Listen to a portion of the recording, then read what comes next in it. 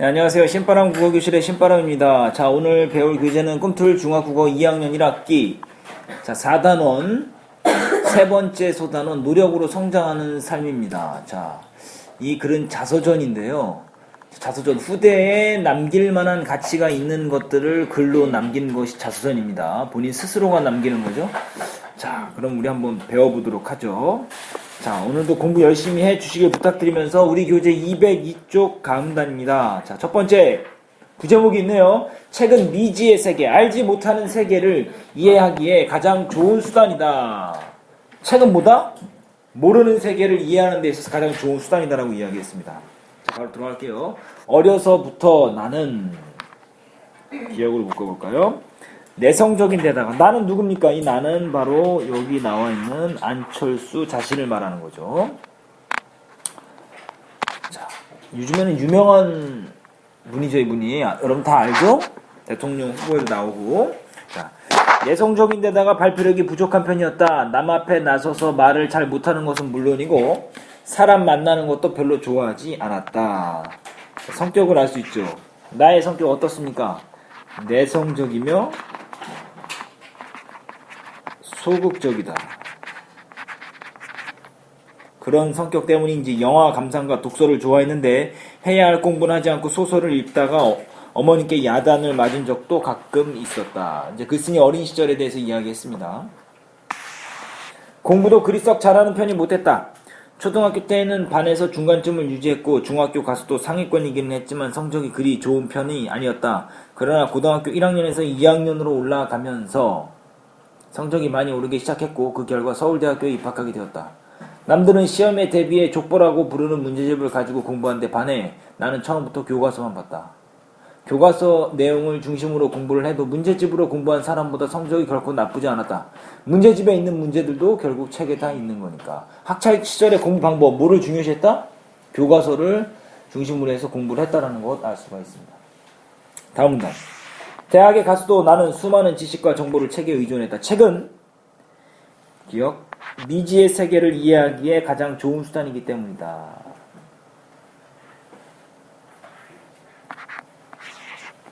자, 책은 뭐다? 지식과 정보를 얻는 수단이다 이 소리죠. 글쓴이에게 책이라는 것은 뭐냐? 지식과 정보를 얻는 수단이다라고 생각하고 있는 겁니다.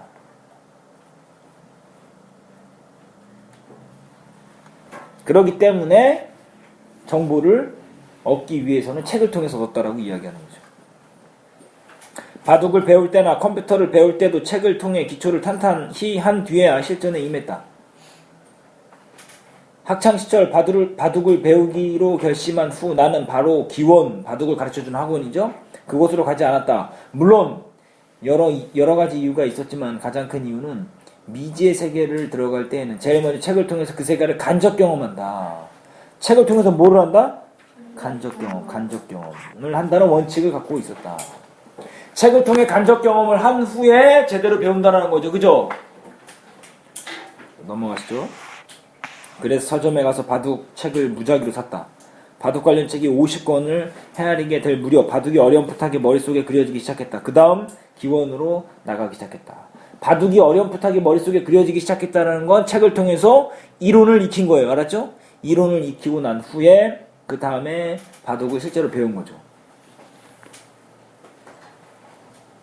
실제와 이론은 언제나 거리가 있는 법이므로 현실 감각을 익히기 위해서였다. 처음에는 책에서 익힌 내용이 전혀 소용없는 것 같았지만 자꾸 두다 보니까 큰 걸음이 된다는 사실을 확인할 수 있었다. 자, 책을 통해서 얻은 게 뭐다라는 거죠? 실전에 뭐가 된다라는 거죠? 걸음이라고 했죠. 실전에 밑바탕이 된다는 소리죠.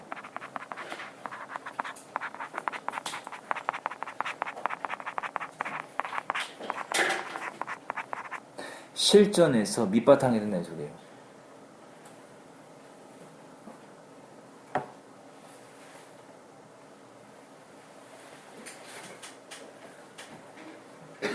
자, 마문당 가시죠. 203쪽입니다.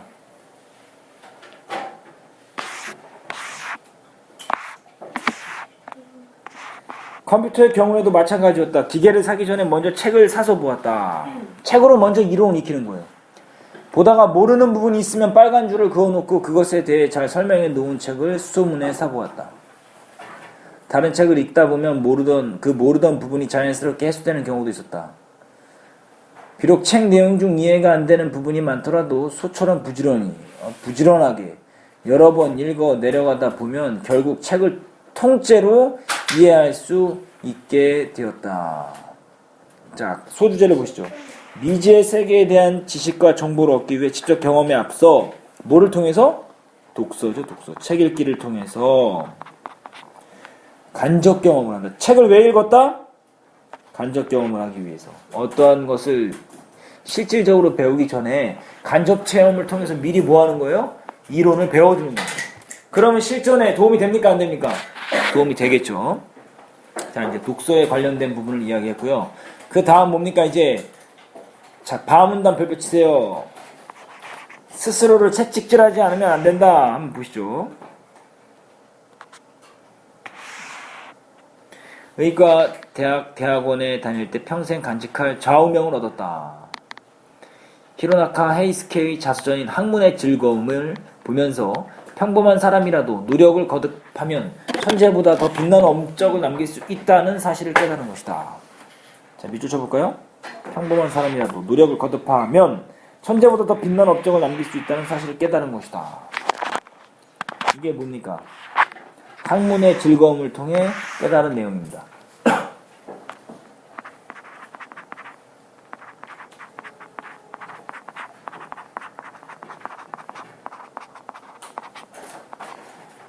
학문의 즐거움이란 책, 이것을 통해서 깨달은 점.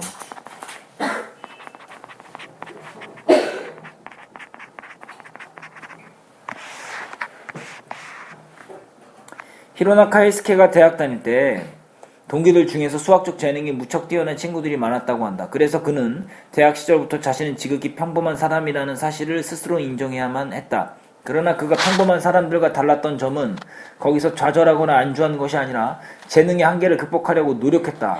뭐 했다는 거죠? 노력했다는 거. 노력. 본받을 점이 바로 이거예요. 노력이다라는 거. 어떤 문제에 부딪히면 나는 미리 남보다 시간을 두세 곱절 더 투자할 각오를 한다. 그것이야말로 평범한 두뇌를 가진 내가 할 수 있는 유일한 방법이기 때문이다. 이거는 히로나카 헤이스케이 말을 인용한 거죠? 뭐를 강조하는 거예요, 여기서? 노력의 중요성을 강조합니다.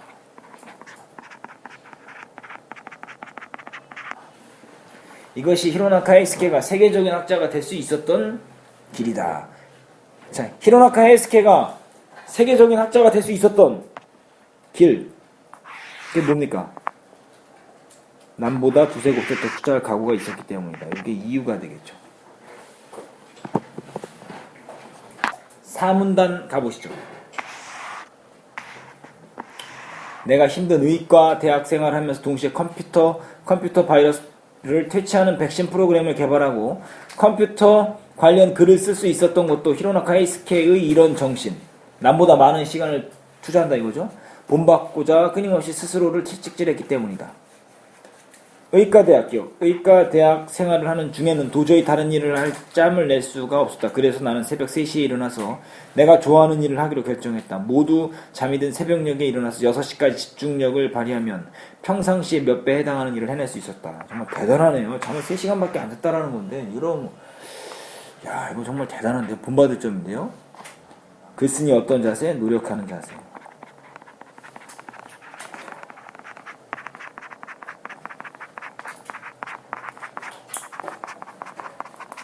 이렇게 할 수 있나요? 보통 사람이? 정말 대단하네요. 우리 노력하면 이렇게 훌륭한 사람이 될 수 있는 모양입니다. 열심히 노력하는 모습이 필요하겠죠. 자, 새벽에 프로그래밍. 자, 204쪽으로 가실까요?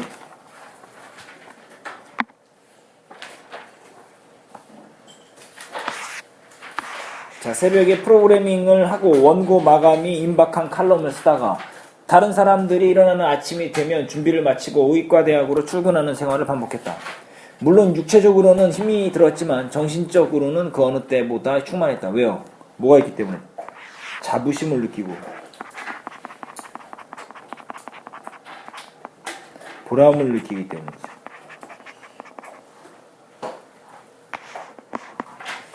히로나카 헤이스케는 노력하는 사람의 전형을 보여주면서 나를 따뜻하게 다독거려주는 은인이다.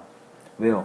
평범한 사람도 빛나는 천재가 될 수 있다. 단 뭐를 하면? 노력을 하면. 그 말을 해줬기 때문에 그런 거죠.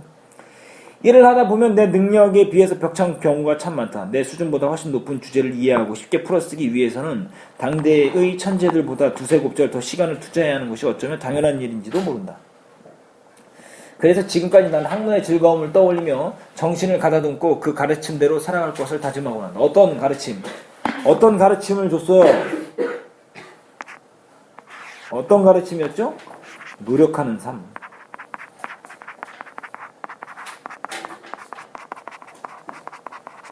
노력하는 삶. 이것을 배운 거죠.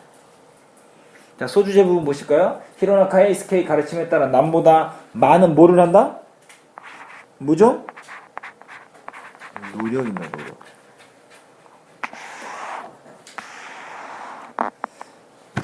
자, 세 번째 부제목 보시죠.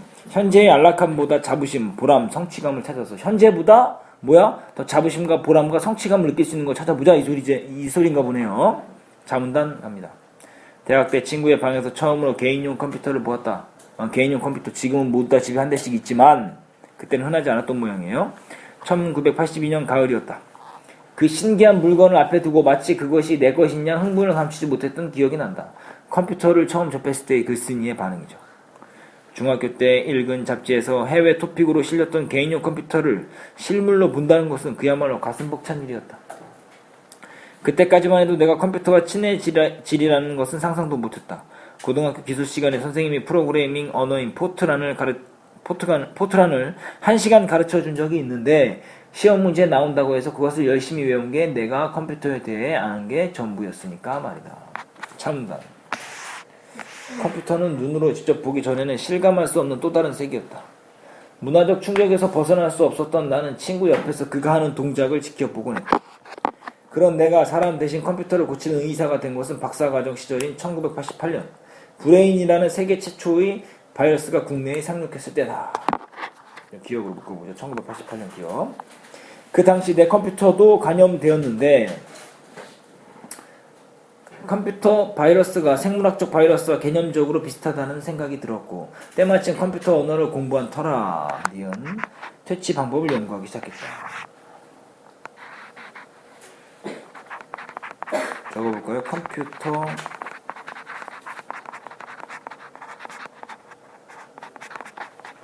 바이러스 퇴치 연구를 하게 된 계기.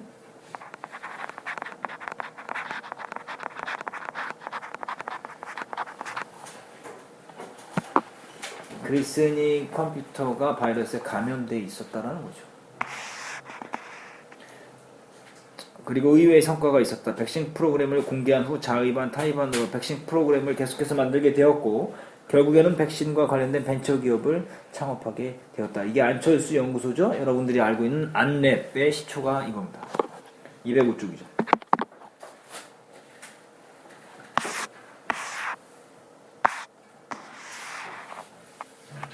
서울대 의대 졸업, 20대 의학 박사, 20대 의대 교수로 이어지던 순탄한 과정을 벌이기란 결코 쉬운 일이 아니었다. 그러나 실마리는 그때까지 살아왔던 삶은 남이 보기에 좋은 삶이라는 나름의 결론에서 풀렸다. 대단하네요. 카메라 붙이세요. 대단한 부분이에요. 이런 굉장히 보장되어 있는 미래를 버리고 지금 다른 일을 하는 거죠. 자, 의대 교수라는 지위는 남이 좋을지 모르지만 컴퓨터를 하면서 느낄 수 있는 자부심, 보람, 사명감, 성취감 등은 다른 무엇과도 비교할 수 없었다.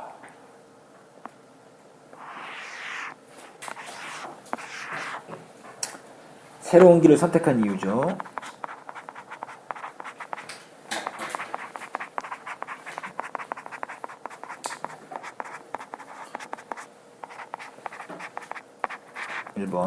그리고 살아온 시간보다 살아갈 날이 많은 시점에서 지금까지 쌓아온 것에 연연하기보다 현재 보람을 느낄 수 있고 앞으로 해 나갈 것이 많은 쪽에 승부를 걸어보는 것이 올바르다는 생각이 들었다. 새로운 길을 선택한 이유 2번. 결국 14년 동안 공부해서 박사학위까지 받았던 의학을 깨끗이 포기하고 컴퓨터 보안 분야의 길을 걷기로 결정했다. 니은, 기억, 니은으로 묶은 부분이 도전하는 글쓴이의 삶의 자수죠.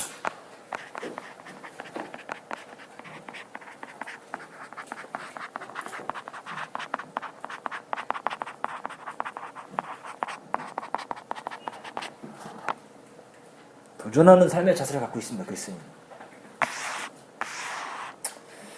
자, 회사를 경영하면서 동시에 미국에서 경영학 공부를 하던 1977년 6월 세계적인 백신 업체 메가피에서 실리콘밸리에 있는 본사로 나를 초청했다. 당시 메가피는 바이러스 백신으로 유명했고 일본의 유일한 백신 소프트웨어 회사인 제이드를 이미 사들인 상태였다. 일단 그들의 정확한 의도를 확인할 필요가 있다고 판단해 초청에 응했다. 무슨 의도가 있었던 거예요? 정확한 의도는? 안철수 연구소를 뭐해라? 팔아라. 자, 나를 맞이한 사람은 메가피의 빌 라슨 회장이었다. 그는 내 앞에서 직접 설명을 한 후 이런 제의를 했다. 백신 V3를 우리한테 파시오. 당신 회사를 인수하는 조건으로 1천만 달러를 지불하겠소. 1천만 달러가 당시의 시세로요. 1997년 그 시세로 100억 원입니다. 100억 원. 어떻게 했나 반응을 보죠. 파문나 보겠죠. 그들의 인수 제의가 놀라웠지만 그들이 제시한 금액은 예상을 훨씬 뛰어넘는 것이었다. 그러나 일말의 망설임도 없이 그 제의를 거절했다. 100억 원을 거절했어요. 그 이유가 뭐냐? 국내 소프트웨어 산업부와 직원들에 대한 책임감. 이것 때문에 거절한 이유.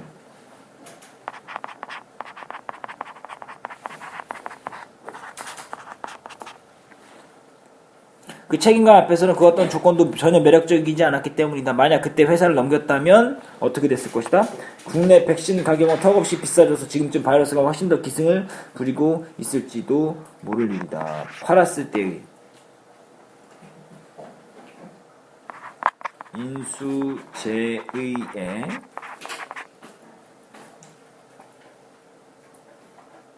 제의를 미안합니다.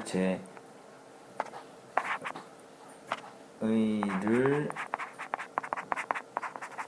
수락했을 때 예상되는 결과죠.